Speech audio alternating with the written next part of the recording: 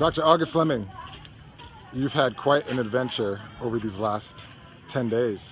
Can you just describe your experience? My experience was transformative, to say the least. I'm blessed to have been as busy as I was before I left the States, because I didn't spend much time at all thinking about the trip, and I'm glad that I didn't, because it wouldn't have been anything close to what has actually occurred. I think to sum up my experience here was I have been completely immersed in a physical, spiritual, and social experience unlike any other in the world. And I certainly haven't been everywhere, but I've been a lot of places, and I think what we have here is a remarkably unique combination of spiritual, social, cultural wealth in absolute financial poverty. And I've never seen anything like it before. They don't have any money, but they have more of almost everything else that we talk about. Happiness, compassion. There's almost no aggression here. I rolled over when I woke up on the floor of the shanty that I slept in, and the first thing the young man did, who was sleeping next to me along with 3 other boys, was just smile, you know. And my experience with the other members of Empower to Play has been one of just really intense connection, because I think for the last 7 or 8 days, the thing I have spent the least amount of time thinking about has been myself.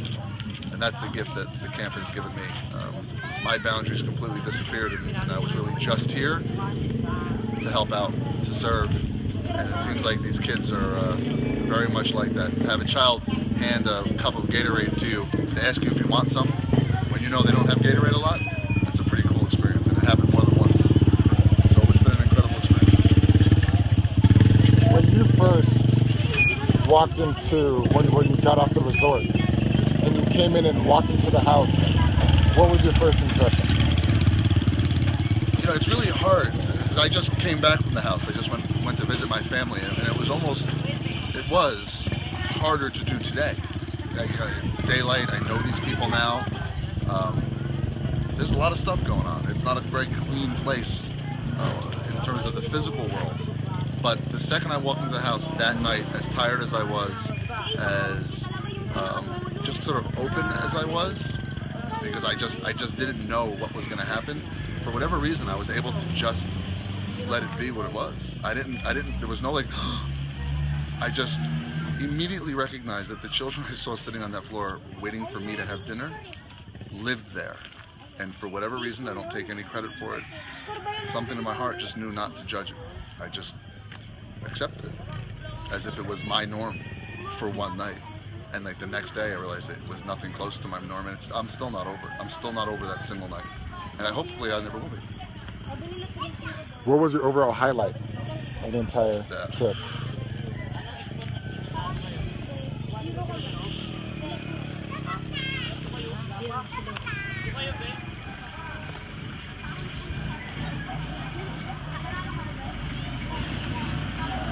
Having a child offer me something that they don't have any of.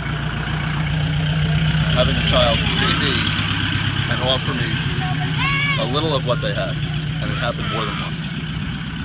Because to them, possessions don't have the same meaning as they do for us in the West. They see almost everything as transitory, like it's not going to be here for long, so while you have it, just share it. This place is entirely about community, and it was one of the more moving experiences of my life. If someone were to come over here, what advice would you give them? Or to come to the camp or go through the same process you've been? What advice would you give them? I would say just as best you can in 48 hours, get right with yourself. Just get quiet, because regardless of whether or not your canvas is clean, when you get here, it's going to be cleaned. It's going to be cleaned. You can come with all sorts of, and it doesn't make a difference. I mean, this is another planet. It's not another planet physically. It's air and it's concrete and it's soil. It's another planet. The energy between these people as they just sit and commune with nothing. They don't own anything. They don't own anything. But they don't want schizophrenia. So just get right with yourself.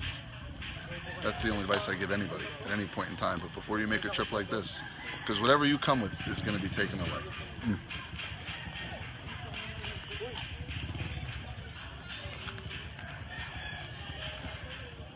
If you, as you all, I mean, you go back tomorrow, how is this going to shape home for you? You know, it's going to be difficult because I think the for lack of a better term, it's a social spiritual cosmos. That's the thing that's different about this place. And to go back to Princeton, New Jersey, where it's almost entirely about possession, and there's certainly enough kindness and compassion in Princeton as well. I'm not suggesting there's not, but for me, it's going to be about you know, meeting my family where they are, not having had this experience, trying to see in my son and in my wife what I have seen in the children and the women here, and just celebrate that. And then whatever I can to take the wisdom that I've earned over the last 8 or 9 days, and the wisdom that I have been open to receiving that has been given to me, and just do the best that I can to just hold it out to anybody I meet, the people that I work with, to my family, and attempt to, as I told you, AK, a number of times, just let go, man. As often as possible, every moment of the day, just let go, because whatever is happening, I just left the hospital and walked by just a curtain drawn around a man dying, being given CPR. It's where we're all headed, you know, so just let go. I'm going to do the best I can to be a little better at letting go. Any final thoughts? For anyone's sake who is listening, as well as for those about whom I'm speaking, if there's an opportunity for you to go out and do something for someone else, do it. Because it is in forgetting oneself that one finds. And this has been a self-forgetting experience. I hope that for everybody. And one more, actually, last thing, is the end of the camp, when everybody came together. Can you describe that experience?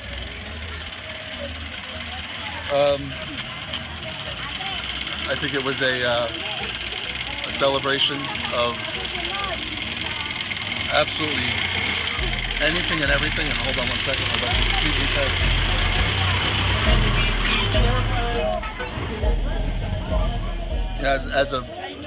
As a Buddhist, it's not very often that you see, maybe because I can't see it, but I haven't had the opportunity to see very often what I saw, AK, which was there were no boundaries.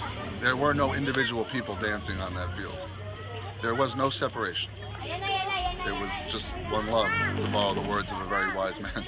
It was just one community, and we were as much a part of it as these children who have lived here for ages. And just before you cut, I want to show you something. This is the little girl who gave me a little something she doesn't have very much of. Come here. Yeah. So this is what the trip has been about for me. This is Kiara, and she broke my heart. But now that it's broken, I'm going to do a little something in Kiara's name when I get back to the States. Thank you. Thank you.